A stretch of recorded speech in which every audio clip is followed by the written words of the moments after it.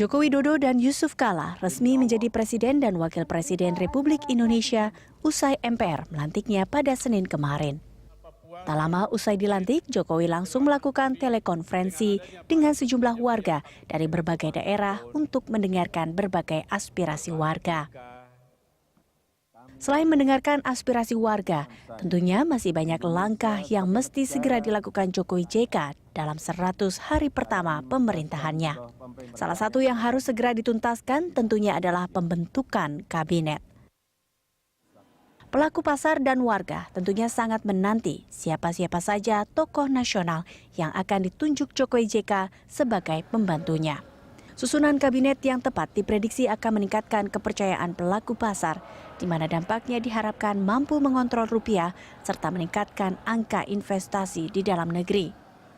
Selain pembentukan kabinet, hal yang juga sangat ditunggu oleh pelaku usaha adalah kebijakan Jokowi JK terkait masalah subsidi BBM. Kebijakan yang tepat terkait subsidi BBM diharapkan mampu mengatasi defisit anggaran. Ya, selain pembentukan kabinet, hal yang juga sangat ditunggu oleh pelaku usaha adalah kebijakan Jokowi JK terkait dengan masalah subsidi BBM. Dan untuk membahasnya telah hadir di studio kami pengamat ekonomi Rizal Ramli. Pak Rizal, selamat siang. Apa kabar Pak Rizal? Selamat siang, Egan. Terima kasih sudah. Pesta kayaknya kemarin malam. Iya Pak, betul. Sama kita makan gratis Pak di Sudirman Tamrin kemarin Pak. Pak Rizal, kalau kita berbicara mengenai masalah ekonomi ke depan, tantangan Jokowi JK, semua orang matanya mengarah pada subsidi BBM. Apakah betul memang masalah itu yang harus segera diselesaikan Jokowi JK atau mungkin Pak Rizal punya pertimbangan lain kalau kita kaitkan di sisi ekonomi? Egan, ini kan orang nunggu 100 hari ini. Ya. Ini kan dukungan, simpati, cinta sama Pak Jokowi besar sekali. Dan biasanya orang lihat setelah 100 hari, cinta itu masih akan berlanjut. Kalau lagunya Lionel Richie, Endless Love atau berhenti gitu. Nah, itu akan sangat tergantung dalam kebijakan ekonominya. Nah, soal BBM, sederhana, ada yang mengatakan naikkan saja harga 3.500, jadi 10.000. Tetapi ini bisa menimbulkan masalah karena harga ekonomisnya hanya sekitar 8.400, bisa dianggap melanggar konstitusi. Apalagi harga Brent minyak mentah itu sudah turun dari $111 sekarang hanya $80. Jadi harus ekstra hati-hati. Kenapa tidak mencari alternatif yang jauh lebih baik? Ya, terutama tetap menjaga daya beli 83 juta pengendara sepeda motor, 3 juta angkot, 2 juta nelayan.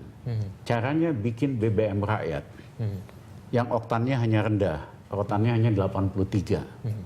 Nah, yang punya mobil bagus, kalau pakai oktan BBM rakyat ini, mesinnya akan ngegelitik, akan knocking, dan akhirnya mesinnya rusak. Nah, jadi otomatis orang nggak akan coba lagi ngibul atau nyolong pakai BBM rakyat. Nah, kalau itu dilakukan, total konsumsi BBM premium yang tadinya 55% dari konsumsi akan turun ke 40%. Nah, kalau kita lakukan ini, satu negara justru untung. Karena bisa menaikkan, tapi menaikkan BBM yang untuk orang yang lebih mampu, yaitu Patamak dan Patamak Plus. Jadi prinsip subsidi silang.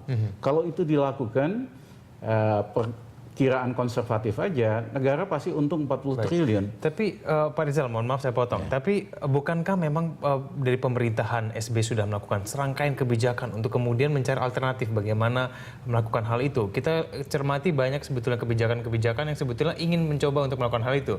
Subsidi silang atau mungkin seperti apapun bentuknya. Tapi kemudian kan bukankah Presiden Jokowi saat ini membutuhkan keputusan menaikkan BBM yang cepat? Karena kalau itu kan perlu waktu seperti tadi yang saya kira waktunya tidak terlalu lama. Memang banyak eksperimen di masa lalu, tapi kan banyak yang nggak efektif ya. Ini cara yang paling efektif agar betul-betul BBM untuk rakyat harganya tidak naik, pemerintah masih untung, ya, dan bisa memperbaiki anggaran.